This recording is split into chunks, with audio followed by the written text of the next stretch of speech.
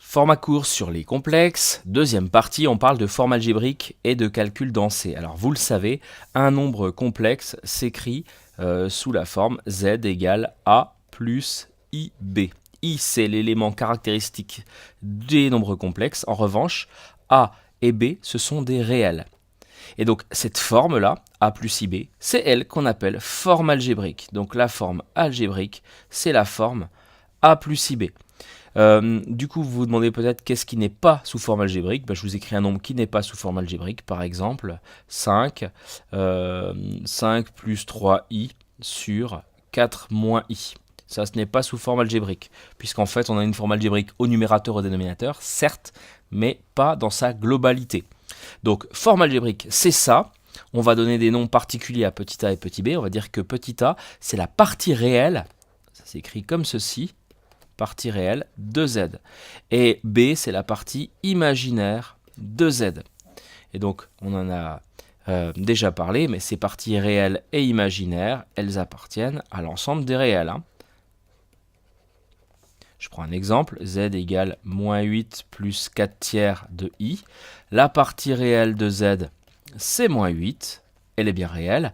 La partie imaginaire de z, c'est 4 tiers, sans le i évidemment, et c'est aussi réel.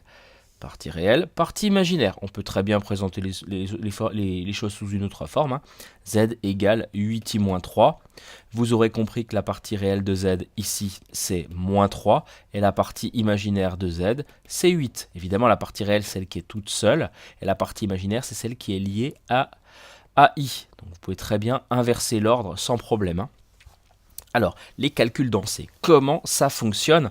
Eh bien écoutez, bonne nouvelle, ça fonctionne bien, puisqu'en fait, ça fonctionne exactement comme dans R. Donc, rien de vraiment nouveau au niveau des règles.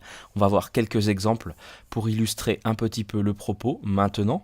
Donc, vous avez deux nombres complexes, z indice 1, c'est 1 moins 4i. Z indice 2, c'est 3 plus 2i. Donc la partie réelle de Z1 au passage, c'est 1. Et la partie imaginaire, c'est moins 4. La partie réelle de Z2, c'est 3. La partie imaginaire, c'est 2.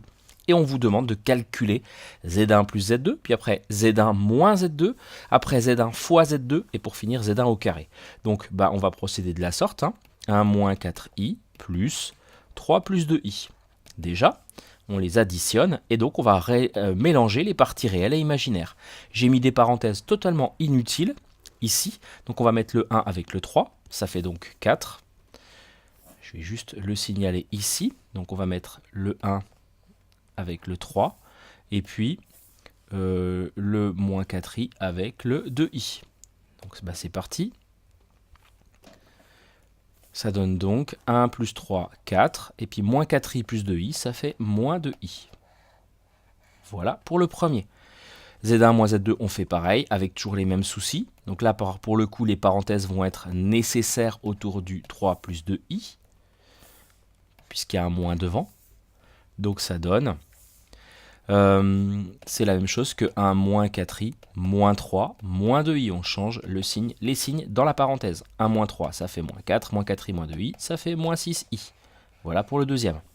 Ici, pareil, les parenthèses sont nécessaires, donc je vais peut-être les mettre en rouge. Elles sont nécessaires puisqu'en fait, on va opérer un développement de manière très classique. Donc 1 moins 4i multiplié par 3 plus 2i. Première flèche, 1 fois 3, ça fait 3.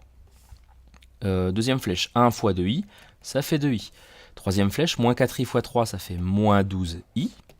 Moins 4 fois 3, moins 12, avec le i, moins 12i. Et dernière flèche, il faut être vigilant. Moins 4i fois 2i. Alors, moins 4 fois 2, déjà, ça fait moins 8. Et i fois i, ça fait i carré. Mais, que vaut i carré? I carré, c'est pareil que moins 1. Rappelez-vous, c'est la seule caractéristique qu'on ait sur i. Et donc, ça va faire moins 8 fois moins 1, c'est-à-dire plus 8. Donc ça, c'est la même chose que 3. Je vais tout de suite mettre 2i avec moins 12i, ça fait moins 10i.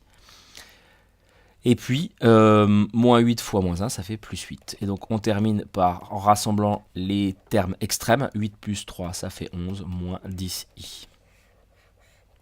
Le dernier, z1 au carré, ça revient à faire 1 moins 4i, le tout au carré.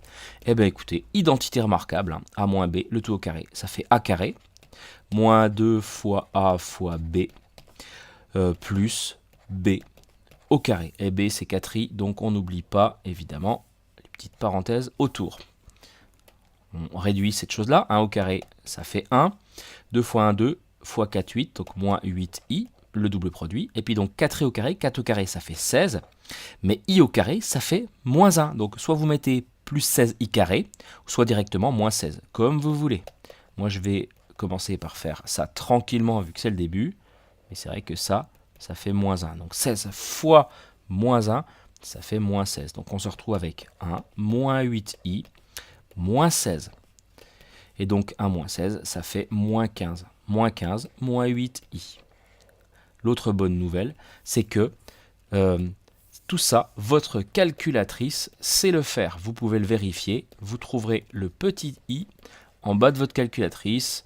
Regardez bien, il suffit de presser sur la touche seconde et puis ça doit être au-dessus du point ou en tout cas voilà, à côté de pi par là. Donc on en rediscute en classe, je vous laisse vérifier tout ça. Vous avez remarqué en fait qu'on n'a pas, on s'est pas occupé des quotients dans ce petit format court. Pour quelle raison? C'est parce que c'est un tout petit peu plus compliqué et on a besoin de voir une nouvelle notion pour ça. C'est ce qu'on appelle le conjugué. Et ça, c'est pour un tout petit peu plus tard. À bientôt!